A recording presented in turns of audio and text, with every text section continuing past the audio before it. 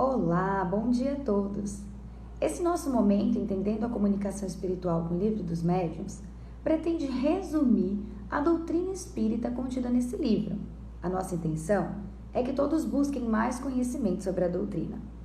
Esse nosso vídeo vai falar sobre o capítulo 23, intitulado Da Obsessão. Bom, obsessão é um nome genérico atribuído ao domínio que alguns espíritos exercem sobre os médiuns ou sobre pessoas encarnadas. A obsessão sempre vai ser praticada por um espírito inferior. Afinal de contas, bons espíritos, espíritos superiores, não vão se ocupar de ficar por aqui, atrapalhando ou propagando ideias que não são aceitas como verdadeiras. Há vários tipos de obsessão. A obsessão simples seria a intervenção do espírito inferior na comunicação do médium. Até mesmo os melhores médiums estão sujeitos a esse tipo de obsessão. Entretanto, o médium sabe que aquela intervenção aconteceu. Ele sabe que de uma maneira ou de outra, ele foi enganado por um espírito inferior.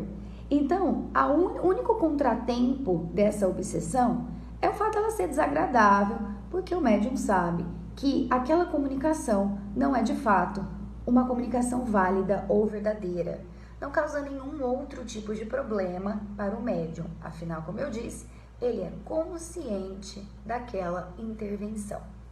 Já a fascinação é uma ilusão produzida pela ação direta do espírito no pensamento do médium. É como se o médium não pudesse mais raciocinar. O seu raciocínio está comprometido. O médium fascinado, ele não acredita que ele está sendo enganado. Ele não tem essa consciência, justamente porque o espírito conduz o indivíduo daquele que ele está se apoderando à cegueira, de tal maneira que o médium não tenha consciência de que suas comunicações, aquilo que é producente da manifestação espírita, é alvo de uma enganação. Isso pode levar o médium a situações ridículas, comprometedoras ou até mesmo perigosas, porque ele divulga conhecimentos, ele divulga crenças, opiniões que não são de fato verdadeiras. O terceiro tipo de obsessão é a subjugação. Aqui, a vontade do ser encarnado, ela é paralisada. Ou seja, a pessoa encarnada não tem mais vontade própria. Essa subjugação, ela pode ser moral, então ela vai ser relativa, aos pensamentos, à sensatez, ou ela pode ser corporal, de uma maneira que o espírito vai atuar sobre os órgãos materiais, provocando movimentos involuntários, ações involuntárias. Dentro desse capítulo, vão sendo dados exemplos de situações em que ocorreram a subjugação, como ela aconteceu. Então, se você se interessar por esse conteúdo, capítulo 23 do Livro dos Médiuns. Bom, a influência que um espírito exerce, ela é constante. E mesmo aquelas pessoas que não se ocupam do espírito, que não acreditam no espírito, que não conhecem a doutrina espírita, podem ser influenciadas, ou seja, estão expostas a sofrer uma influência de um espírito. As causas das obsessões, elas são infinitas, é quase impossível numerar. Então, ela pode ser uma obsessão que seja motivada por uma vingança de algo que aconteceu nesta vida ou em existências anteriores. Pode ser um espírito que sofre, simplesmente não quer fazer mal para ninguém, mas porque ele sofre, ele acha que as pessoas devem sofrer. Pode ser motivada pelo ódio, pela inveja do bem. Pode ser motivada por espíritos que querem que as suas ideias prevaleçam. E para isso, ele vai procurar um médium que vá ser fascinado e divulgar as suas ideias. Ou seja, diversas são as causas, os motivos pelos quais essas obsessões acontecem. Assim como são diversos os motivos diversas são as maneiras de combater a obsessão. E isso vai ser adequado, né, ao caráter que ela reveste.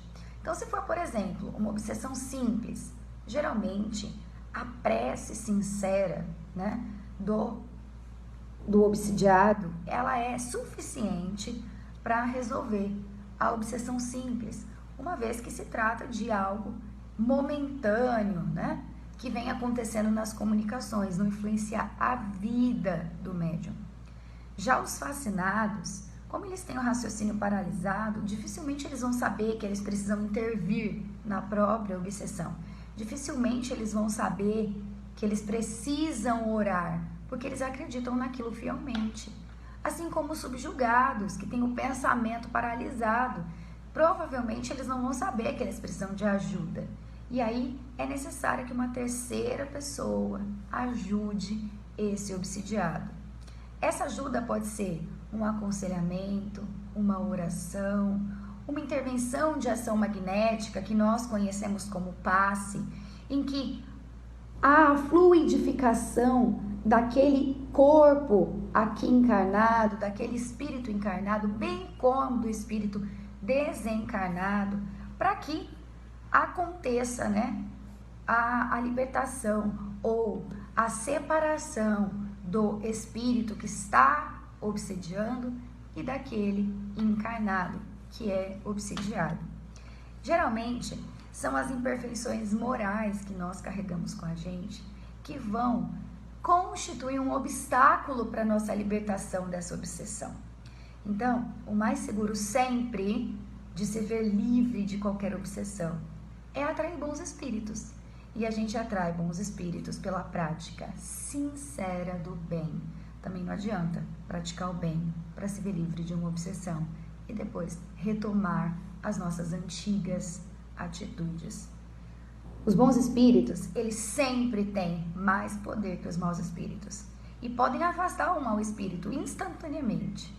Entretanto, eles não fazem isso se não observarem que o obsidiado mantém esforços sinceros de melhorar-se. É apenas a tentativa de se melhorar que vai fazer com que os bons espíritos se acheguem de nós. Por isso, encerramos esse vídeo como todas as semanas. Que a nossa prática do bem possa ser sincera e que a cada dia a gente possa ser um pouquinho melhor do que a gente foi no dia anterior. Uma semana abençoada para todos nós. Espero ver vocês todos na semana que vem.